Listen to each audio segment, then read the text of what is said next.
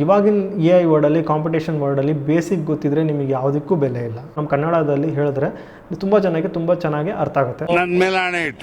Hi guys, welcome to the day 7 of cracking Python interview series like a pro.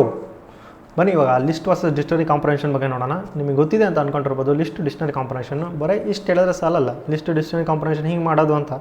But ಆದರೆ intermediate developers ಹೆಂಗೆ ಹೇಳ್ತಾರೆ ಅಂದರೆ ಅವ್ನು more efficiency ಬಗ್ಗೆ, ರೀಡಬಿಲಿಟಿ ಬಗ್ಗೆ ಮಾತಾಡ್ತಾನೆ. ಅವ್ನು ಟೈಮ್ ಕಾಂಪ್ಲೆಕ್ಸಿಟಿ ಎಷ್ಟು ತೊಗೊಳುತ್ತೆ ಅಂತ ಹೇಳ್ತಾನೆ. ನಾರ್ಮಲ್ ಲೂಪಿಯು ಟೈಮ್ ಇಷ್ಟು ತೊಗೊಳುತ್ತೆ, ಕಾಂಪ್ರಹೆನ್ಷನ್ 1.3x ಫಾಸ್ಟರ್ ಅಂತ ಹೇಳ್ತಾನೆ. ಮತ್ತು ಇನ್ನೊಂದು ಏನಂದರೆ ಸಿಂಟ್ಯಾಕ್ಸ್ ನೆನ್ಪಿಟ್ಕೊಳ್ಳಿ, ಯಾಕಂದರೆ ಇದು ಮರ್ತೋಗುತ್ತೆ. ಯಾಕಂದರೆ ನಾರ್ಮಲಿ ನೀನು ಡೆವಲಪ್ ಮಾಡಬೇಕಾದ್ರೆ ಯೂಸ್ ಮಾಡೋದಿಲ್ಲ. ಅಡ್ವಾನ್ಸ್ ಪ್ಯಾಟರ್ನ್ ಬಗ್ಗೆ ಮಾತಾಡ್ತಾನೆ. ಡಿಕ್ಷನರಿ ಕಾಂಪ್ರಹೆನ್ಷನ್ ಹೆಂಗೆ ಯೂಸ್ ಮಾಡೋದು, ಯಾವ ಥರ ಯೂಸ್ ಮಾಡೋದು ಅಂತ, ಮಲ್ಟಿಪಲ್ ಕಂಡೀಷನ್ಸ್ ಇದ್ದಾಗ ಹೆಂಗೆ ಹಾಕೋದು ಅಂತಲೂ ಎಕ್ಸ್ಪ್ಲೇನ್ ಮಾಡ್ತಾನೆ. ಅವನು ರಿಯಲ್ ವರ್ಲ್ಡ್ ಎಕ್ಸಾಂಪಲ್ ಬೇರೆ ಕೊಟ್ಬಿಡ್ತಾನೆ. ಆವಾಗ ನೀವು ನಾರ್ಮಲ್ ಆಗಿ ಹೇಳಿದ್ರೆ ನಿಮ್ಮನ್ನು ಅವನು ಓವರ್ಟೇಕ್ ಮಾಡ್ತಾನೆ. ಹಾಗಾಗಿ ಇವಾಗ ನೆಕ್ಸ್ಟ್ ತಿಳ್ಕೊಳ್ಳೋಣ ಪ್ರೋ ಲೆವೆಲ್ ಡೆವಲಪರ್ ಥರ. ಯಾಕಂದರೆ ಇಂಟರ್ಮೀಡಿಯೇಟು ಬೇಡ, ನಮಗೆ ಪ್ರೋ ಲೆವೆಲ್ ಆಗಬೇಕು. ಹಾಗಾಗಿ ಡೇಟಾ ಟ್ರಾನ್ಸ್ಫಾರ್ಮೇಷನಿಗೆ ಯೂಸ್ ಮಾಡ್ತೀವಿ, filtering, creation of efficient data structure ಅದ್ರಾಗೆಲ್ಲ ಯೂಸ್ ಮಾಡ್ತೀವಿ ಅಂತ ಹೇಳ್ತೀನಿ. ಹಂಗೆ ಹೇಳಿದ ತಕ್ಷಣ ಸಾಲಲ್ಲ, ಅದಕ್ಕೆ ಒಂದೊಂದು ಸಣ್ಣ ಎಕ್ಸಾಂಪಲ್ ಕೊಡಬೇಕು.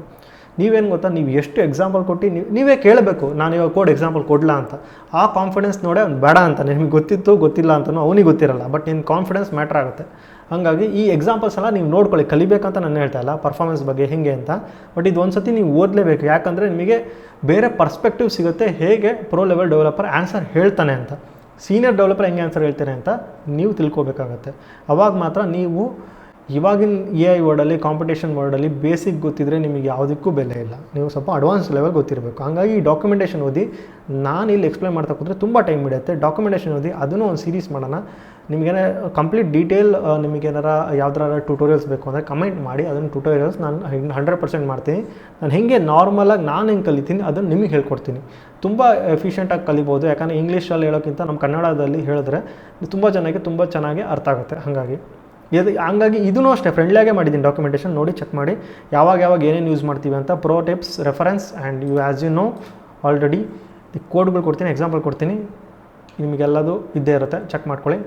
ಕಮೆಂಟ್ ಮಾಡಿ ಡೇ 7 ಅಂತ ನಿಮಗೆ ಡೈರೆಕ್ಟಾಗಿ ಲಿಂಕ್ ಕಳಿಸ್ತೀನಿಲ್ಲ ಅಂದರೆ.